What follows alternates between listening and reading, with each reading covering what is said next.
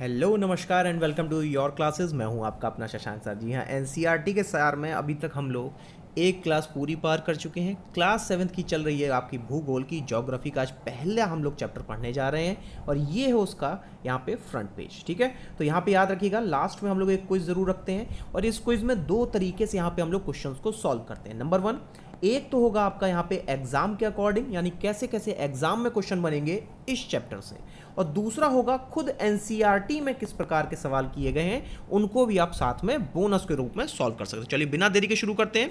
तो यहाँ पे अब हम लोग पहले चैप्टर पढ़ने जा रहे हैं पर्यावरण यानी कि एनवायरमेंट। तो आपको यहाँ पे क्या खोजना है कि कौन कौन से यहाँ पे अलग अलग जो टर्म्स हैं जो आपको क्लियर नहीं होते हैं। ठीक है, चलिए फटाफट शुरू करते हैं। तो देखिए यहाँ पे अगर कंपोनेंट ऑफ एनवायरनमेंट की बात की जाए तो ध्यान से देखिएगा, कंपोनेंट ऑफ एनवायरनमेंट में एक तरफ है नेचुरल।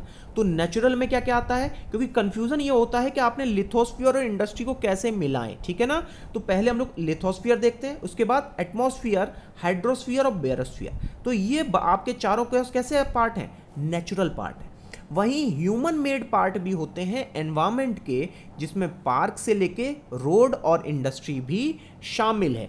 तो ये अभी क्या हुआ, आपका दो पार्ट हुए, number 1 natural, number 2 human made. अभी भी एक बाकी है, कौन सा, ह्यूमन पार्ट अभी भी बाकी है आपका यहाँ पे एनवायरनमेंट में। इसमें क्या क्या आता है, एक इंडिविजुअल से लेकर के पॉलिटिकल सिचुएशन यानी नरेंद्र मोदी कैसे बने, और उसके अलावा शिक्षा और आपका धर्म क्या है, ये सारे के सारे ह्यूमन फैक्टर भी किस में आते हैं, आपके एनवायरनमेंट के अंतर्गत ही आते हैं। ठीक है, चलिए अब ये पूरा आपको क्लियर हो गया होगा। चलिए आगे बढ़ते हैं, अब देखते हैं इसमें क्या क्या लिखा हुआ है। तो देखिए यहाँ पे अगर एनवायरनमेंट शब्द की बात की जाए तो ये फ्रेंच वर्ड से लिया गया है, इसको नोट जरूर कर लीजिए, क्योंकि अभी तक हम लोग सोचते हैं लैटिन वर्ड तो नहीं है। तो ये फ्रेंच वर्ड क्या था, एनवायरनर, और इसका मतलब होता है नेबरहुड यानी कि पड़ोसी। ठीक है, अब देखिए एनवायरनमेंट को दो तरीके से बांटा जा सकता है, बायोटिक एंड एबायोटिक। अगर जीवन है तो बायोटिक, और अगर जीवन नहीं है तो ध्यान से देखो लैंड भी कैसा है आपका, एबायोटिक फैक्टर होता ही होता है। ठीक है, आगे बढ़ते हैं। तो नेचुरल एनवायरनमेंट में देखो क्या क्या आता है। तो यहां पर अब हम लोग पहले ही पढ़ चुके हैं, लैंड, वाटर, एयर और एनिमल, ये सब मिलके क्या बनाते हैं, ये नेचुरल एनवायरनमेंट बनाते हैं। वहीं दूसरी तरफ एक क्या था आपका, मैन मेड एनवायरनमेंट। तो इसमें और क्या क्या हम लोग ले सकते हैं, लिथोस्फीयर, हाइड्रोस्फीयर, एटमॉस्फेयर और बायोस्फीयर। तो अब जानते हैं इनके बारे में इंपॉर्टेंट पॉइंट्स। तो देखिए यहां पे अगर पहले बात की जाए तो वर्ल्ड एनवायरनमेंट डे के बारे में, तो ये आपका कब मनाया जाता है, 5 जून को मनाया जाता है। वहीं अगर दूसरे चित्र में आप देखें तो डोमेन ऑफ एनवायरनमेंट दिखाया गया, जिसमें हाइड्रोस्फीयर, बायोस्फीयर, एटमॉस्फेयर और लिथोस्फीयर आपके होते हैं। ठीक है, तो ये आप याद भी हो गया होगा। आगे बढ़ते हैं। अब देखिए लिथोस्फीयर की बात की जाए तो वही अगर आप देखें तो सॉलिड क्रस्ट यानी कि जो सतही होती है, सतह होती है जो आपकी पृथ्वी की, उसी को लिथोस्फीयर कहा जाता है।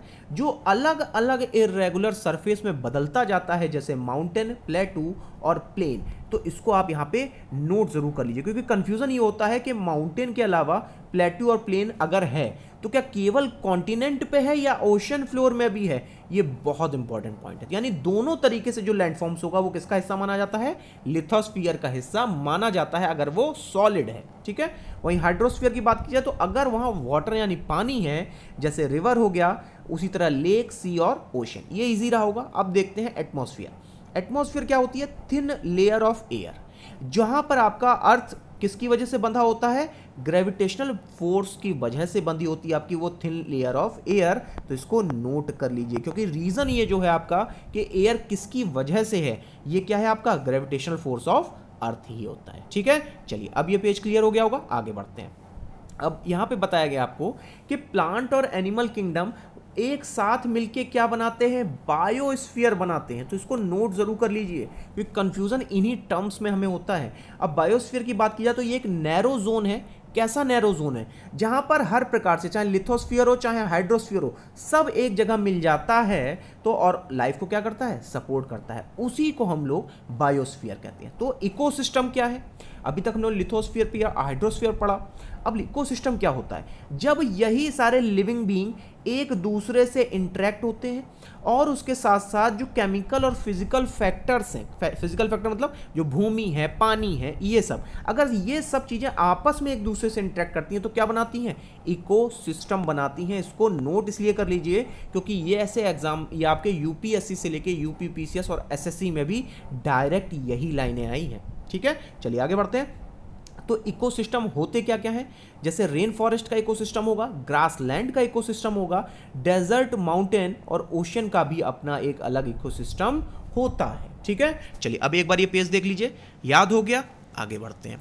तो अब देखिए, अब टाइम है आपके क्विज के लिए, तो ध्यान से पहले यहाँ पे वीडियो को पॉज कीजिएगा और फिर मेरे साथ में यहाँ पे आप खुद से सॉल्व करने की कोशिश कीजिएगा। ठीक है, चलिए तो शुरू करते हैं। पहला सवाल, which is not a natural ecosystem. Easy होगा, यहाँ पे जवाब क्या हो जाएगा, एक्वेरियम, क्योंकि डेजर्ट और फॉरेस्ट आपके कैसे हैं, यहाँ पे नेचुरल इकोसिस्टम है। ठीक है, आगे बढ़ते हैं। Which is not a component of human environment. यहाँ पूछा गया है, जो चित्र होगा आपको याद होगा, तो वहां पे कौन सी चीज नहीं बनी थी। तो यहां पे अगर बात की जाए तो यहां पे राइट आंसर हो जाएगा लैंड, क्योंकि यहां पे लैंड के अलावा रिलीजन और कम्युनिटी ये ह्यूमन एनवायरनमेंट की है, वहीं लैंड आपका कहां पे हो जाएगा, लिथोस्फीयर में हो जाएगा। तीसरा देखते हैं, which is a human made environment, यानी मानव के द्वारा निर्मित कौन सा है, तो आंसर क्या हो जाएगा, रोड, क्योंकि माउंटेन और सी आपके नेचुरल एनवायरनमेंट में आएंगे। तो चलिए अब टाइम है आपके मैच द फॉलोइंग के लिए। तो पहले यहां पे देखिए, बायोस्फीयर है, एटमॉस्फेयर, हाइड्रोस्फीयर और एनवायरनमेंट। ठीक है, अगर देखो यहां पे बायोस्फीयर के हम लोग बात करते हैं, तो बायोस्फीयर क्या था, याद कीजिए, तो नैरो जोन जहां की लैंड, वाटर और एयर एक साथ मिलते हैं। और वहीं अगर बात की जाए एटमॉस्फेयर की, तो ये क्या है आपका, ये ब्लैंकेट ऑफ एयर है जो कि सराउंड करता है किसको, अर्थ को। ठीक है, और वहीं अगर हाइड्रोस्फीयर की बात की जाए तो ये डोमेन ऑफ वाटर होता है। और अगर एनवायरनमेंट की बात की जाए तो एनवायरनमेंट में याद कीजिए, लिविंग बीइंग और नॉन लिविंग बीइंग एक साथ अगर रहते हैं तो उसे हमको हम लोग क्या कहते हैं, अवर सराउंडिंग। ठीक है, चलिए ये तो थे आपके एनसीईआरटी के सवाल। अब करते हैं वो सवाल जो कि हमारे एग्जाम में आते ही आते हैं। पहला सवाल क्या कह रहा है, टोपोग्राफी ऑफ प्लेटू यहां पर किस चीज के लिए प्रयोग की जाती है। तो प्लेटू को अगर आप देखो तो ढलान पे बना होता है, अगर इस पे नदी चली जाए और यहीं पर टरबाइन लगा दो तो क्या हो जाएगा, जनरेशन ऑफ हाइड्रो पावर। ठीक है, अब याद रहेगा।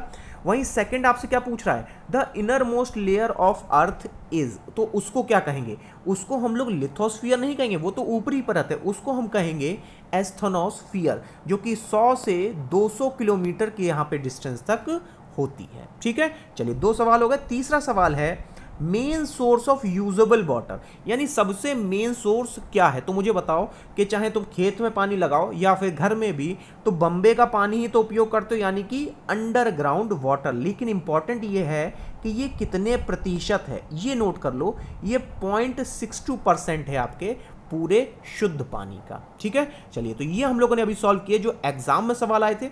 नेक्स्ट टाइम में हम लोग फिर से इसी एनवायरनमेंट के अलग अलग भागों को अब पढ़ेंगे हम लोग विस्तार से। तब तक के लिए लाइक करें, शेयर करें, सब्सक्राइब करें। Thank you very much.